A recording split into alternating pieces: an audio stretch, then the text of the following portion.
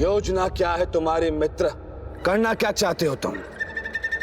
युद्ध करना चाहता हूं मैं। उस देवी आदि शक्ति को पराजित करना चाहता हूं मैं।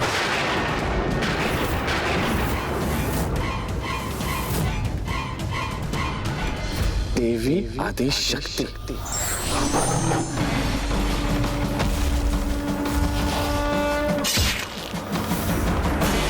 मित्र, प्रतीत होता है कि अब भी तुम माया के प्रभाव में हो, किंतु वह माया हमारी नहीं, अपितु किसी और की है।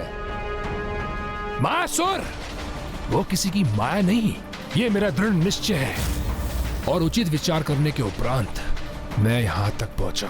और यदि हम उचित समझ रहे हैं तो तुम उन देवी आदि शक्ति को पराजित करना चाहते हो जिनसे अतीत में तुमने हमारे प्राणों की रक्षा की थी।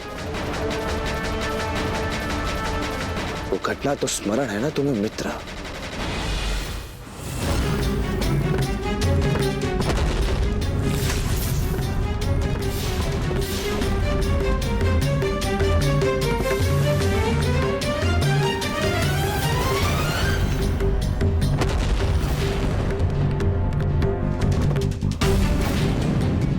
देवी की माला से गिरी ये पंखुड़ी तो प्रज्वलित होकर एक आग्नेय अस्त्र में परिवर्तित हो गई।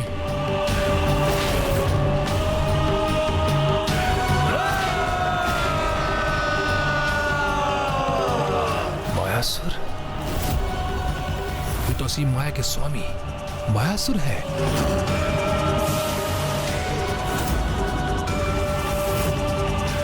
मुझे इनको चेतावनी देकर इनकी रक्षा करनी चाहिए। ऐसे महान शक्तिशाली असुर की मित्रता का कभी ना कभी तो लाभ होगा मुझे।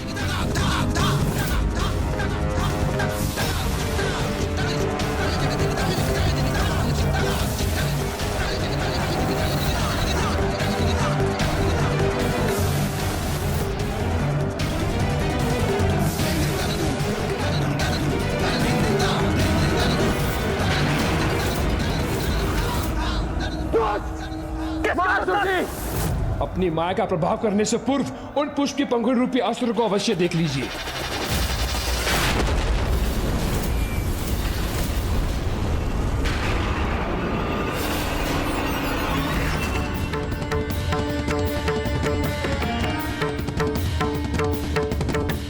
जब मैंने भी उसे देखा था तो मैं भी अचंभित रह गया था उस देवी की माला के पुष्प अस्त्र को देखकर, जिसने संपूर्ण असुर टुकड़ी का विनाश कर दिया।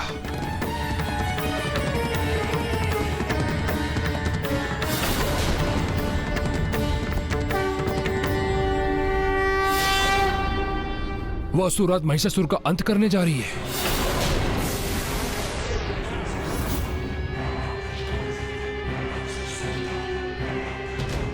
और तुमने हमें उनके उस पुष्प के मार्ग से हटाकर न मात्र हमारे प्राणों की रक्षा की है, अभी तो हमारे अंत से भी हमारी रक्षा की है।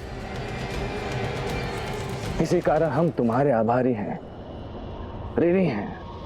और मित्र, आज मायासुर मात्र अपने शब्दों में तुम्हारे प्रति अपना आभार प्रकट कर तुमसे धन्यवाद नहीं करेगा, किंतु भविष्य में जब भी तुम्हें हमारी सहायता की आवश्यकता हो, निसंकोच होकर हमारे समक्ष आना।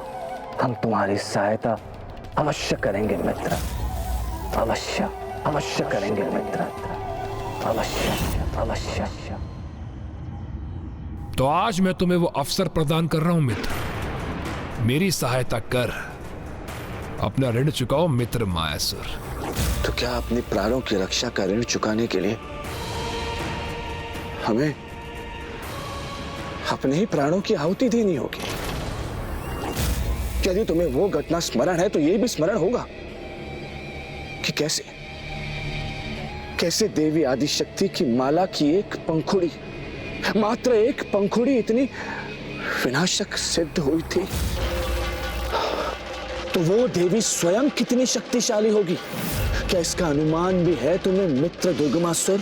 उसकी चिंता त्याग दो मित्र, क्योंकि देवी आदि शक्ति से अधिक शक्तिशाली बनने का उपाय है मेरे पास, किंतु उसे पूर्ण करने हेतु मुझे तुम्हारी सहायता की आवश्यकता होगी। सहायता? कैसी सहायता? यहां से प्रस्थान करने के उपरांत मैं स्वयं को नुकीली हिमशिलाओं से भरी एक गुफा में स्थित कर अपना अनुष्ठान आरंभ करूंगा।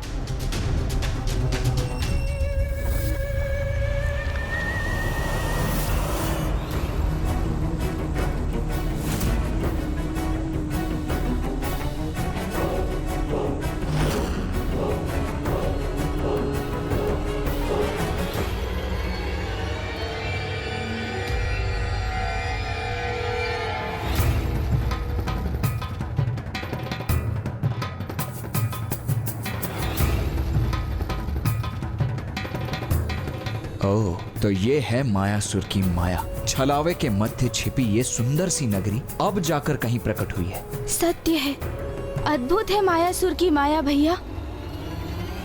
क्या जो दृश्य मैं देख रहा हूं वही दृश्य तुम भी देख पा रहे हो गणेश? एक भव्य सुंदर स्थान, जैसे इस मायावी ने अपने ही स्वर्ग की रचना कर ली हो। हाँ भैया, स्वर्ग के समान वातावरण का अनुभव तो मैं भी कर रहा हूँ। दुर्लभ पुष्प और स्वतः गिरकर एकत्रित होने वाले फल और पुष्प है यहाँ।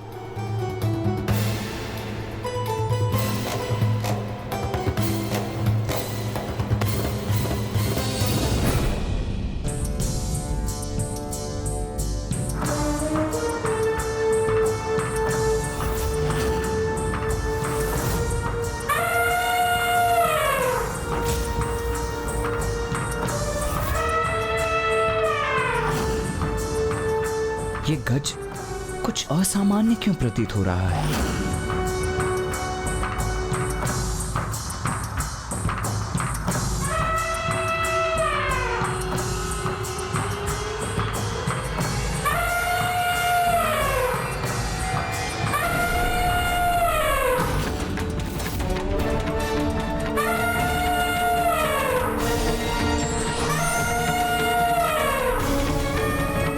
नहीं भैया, यदि इसका स्वभाव एक विक्षिप्त पशु के समान है तो हमें भी उसके अनुरूप ही व्यवहार करना चाहिए।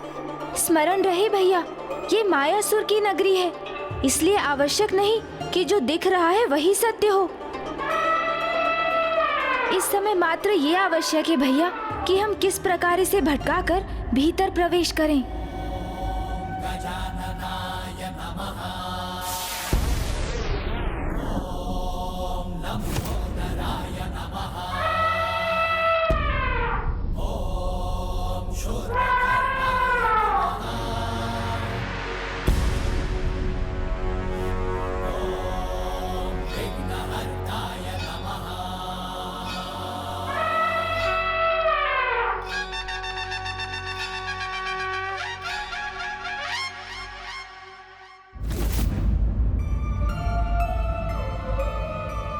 आइए भैया, अब तो ये अपनी ही क्रीड़ा में व्यस्त हो गया।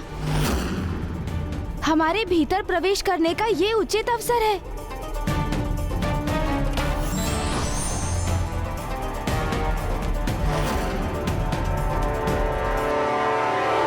अवसर प्राप्त होते ही देवता, अन्यथा वह देवी आदि शक्ति अथवा उनके सहयोगी मुझ पर आक्रमण करने आएंगे और तब मुझे तुम्हारी सहायता की आवश्यकता होगी।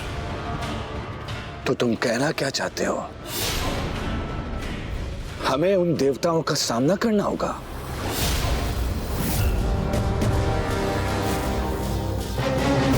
नहीं मायासुर, तुम्हें नागलोक के नागों को अपनी माया से प्रभावित कर मेरे निकट उस गुफा में लाना होगा। उन्हें मिट्टी का आहार कराकर उन्हें इस प्रकार जड़वत करना होगा कि वो नाग मेरे चारों तरफ ऐसे बिछ जाए, यदि कोई भी उस गुफा में प्रवेश करना चाहे तो नागों पर बिना पैर धरे मुझ तक पहुंच ना सके।